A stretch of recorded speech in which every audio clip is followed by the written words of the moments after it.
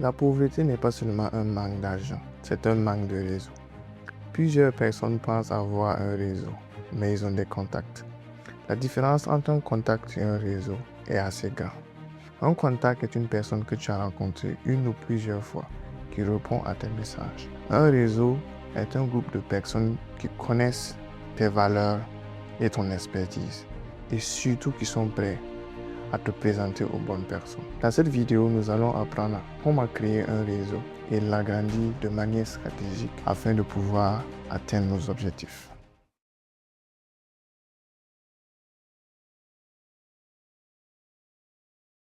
Avant de créer son réseau, il faut connaître la psychologie du réseau. Il faut connaître la psychologie du réseautage. Et il y a des vérités fondamentales à connaître. Tu ne sais jamais qui est qui. Beaucoup de gens importants ne s'affichent pas. Et ça, c'est totalement vrai.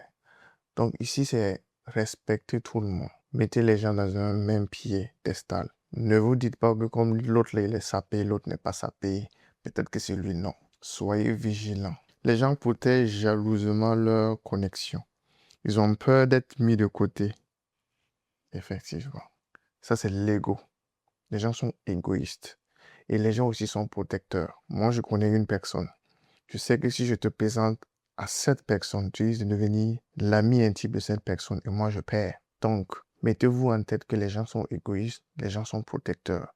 Donc, arrivez à trouver un moyen de vous insérer. C'est-à-dire que même si une personne vous présente à autrui, ne rentrez pas au milieu. Soyez de manière, on va dire quoi, stratégique. Ayez une stratégie pour pouvoir être dans les deux camps. Sinon, il risque de ne plus vous présenter à d'autres personnes. Recommander quelqu'un, c'est mettre sa réputation en jeu. Personne ne te recommandera sans avoir un motif solide.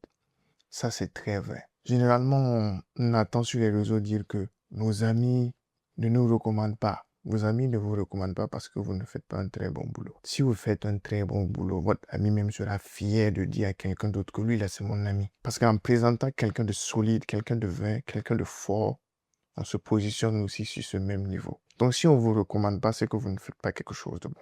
Ça, c'est la psychologie et c'est réel. Quand tu es avec quelqu'un de plus important que toi, tu payes toujours. C'est ça, c'est une règle fondamentale. Quand tu vas rencontrer quelqu'un qui a plus de connaissances que toi, qui a plus de savoir que toi, tu veux être dans son réseau, tu dois payer l'addition. Tu ne dois jamais être impressionné par les lieux. Jet privé, grand restaurant. Fais comme si tu étais habitué. C'est-à-dire qu'un PDG d'une grande entreprise peut t'inviter, par exemple, dans un restaurant luxueux. Arrivé là-bas, il ne faut pas que tu commences à dire «Ah, ici, là, c'est chic, hein, moi, je n'ai jamais été ici.» Non. Costume, cravate, parfum. Même si c'est un parfum que tu vas prêter chez tes parents, tu te parfumes, tu es assis. Rien ne t'impressionne. Voilà des psychologies que vous devez maintenant insérer dans votre tête. Ça, c'est la première partie.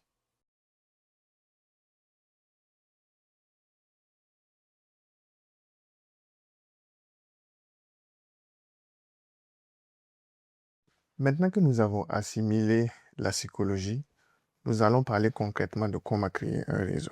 Participer à des événements culturels. Toi-même, tu sais qu'en restant à la maison couché, tu ne peux pas avoir un réseau, tu ne peux pas avoir des contacts. Il faut sortir. Maintenant, il faut choisir spécifiquement les types d'événements qui sont en rapport avec ton secteur. Si ton objectif global sur la création d'un réseau est d'avoir peut-être 5 entrepreneurs qui sont dans l'audiovisuel, tu dois aller à des conférences sur le thème de l'audiovisuel. Mais sortez, allez aux événements et surtout à des événements qui sont dans la niche que vous voulez créer votre réseau. Échangez vos cartes de visite.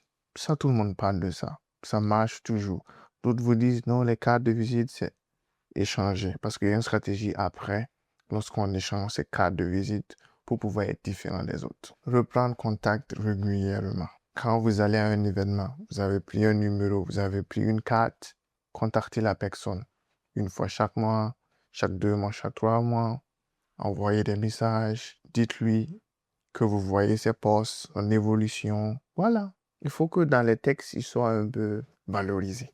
Valorisez-les, ils vont vous valoriser. Et il y a la règle de 24 heures. À chaque fois que tu rencontres une personne, tu as 24 heures pour l'envoyer un message. Après ces 24 heures-là, ça devient froid. Tu as une fenêtre de 24 heures. Tu lui laisses un message, tu te présentes, où vous vous êtes vu, dans quelle dynamique, tu as checké ses réseaux, tu aimes son travail, voilà un peu ce que je fais.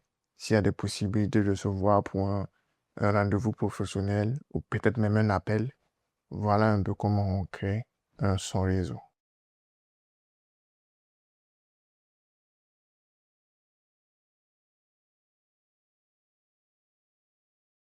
Créer son réseau doit se faire de manière stratégique. Et moi, j'ai retenu 4 stratégies tirées du livre Never Eat Alone. C'est un livre riche sur le networking. Donc, je vous partage 4 stratégies. Stratégie numéro 1. Faire des listes de personnes influentes et les contacter sur les réseaux. C'est-à-dire, vous allez sur Facebook, vous allez sur Instagram, vous voyez les personnes les plus influentes qui vous intéressent.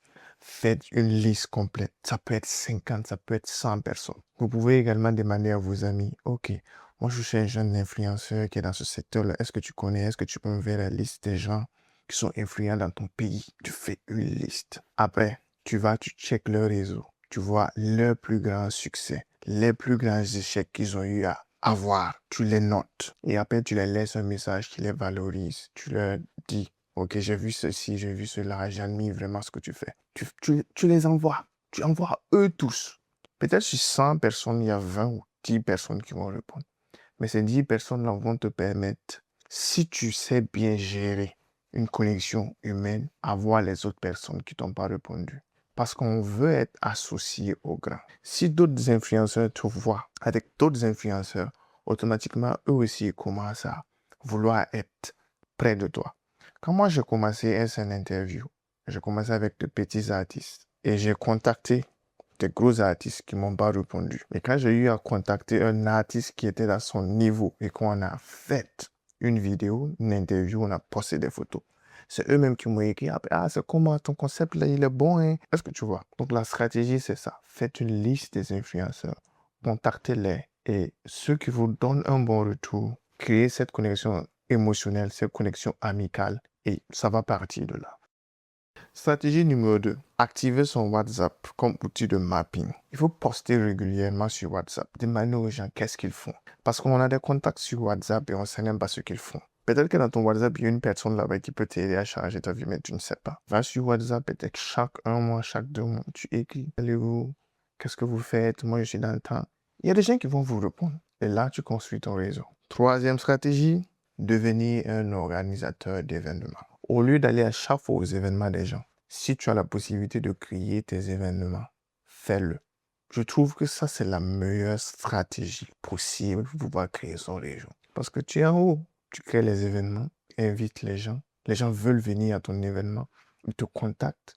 En fait, c'est la clé, selon moi, la clé unique pour un réseau, un très bon réseau, c'est de créer des événements et choisir minutieusement ceux qui viennent à ton événement. Et la quatrième stratégie, c'est la stratégie de l'Église et des associations. Moi, j'ai des amis photographes qui gagnent plusieurs contrats venant de leur église. Donc, si vous êtes musulman, vous êtes chrétien, vous allez à l'église, vous allez à la mosquée, vous avez des associations, faites aux gens savoir ce que vous faites. Même si ce n'est pas votre église, votre association, si vous avez la possibilité d'aller là-bas, faire quelques photos, montrer votre expertise et après leur dire je fais ceci, je fais cela et je travaille déjà avec cette église, je travaille déjà avec cette association. Est-ce que dans un temps, on pourra collaborer? Vous allez trouver des gens qui veulent collaborer avec vous parce que vous êtes déjà dans une même communauté. Les gens deviennent de plus en plus communautaires, mais communautaires, on va dire quoi, restreints. Ils ont une communauté restreinte. Les gens disent que la communauté, ça marche plus. C'est faux, ça marche. Voilà 4 stratégies qui peuvent vous permettre de construire ou d'élargir un très bon réseau.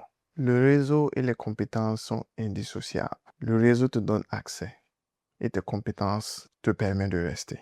Formez-vous, apprenez, allez-y, échouez vite. Car c'est en échouant qu'on devient quelqu'un de formidable. Et surtout, ne laissez pas ce que vous n'avez pas vous empêcher de faire ce que vous voulez faire. Si dès aujourd'hui, vous voulez apprendre une compétence qui est scalable, c'est-à-dire qui est vendable, vous devez vous lancer sur la création de contenu. Et mon équipe et moi, nous avons créé une formation sur la création de contenu. Un cours d'1 heure où vous allez apprendre la stratégie, la réalisation et comment lancer des campagnes publicitaires. Si vous voulez regarder la vidéo, elle est disponible là. Elle s'affiche juste là. Merci d'avoir regardé la vidéo.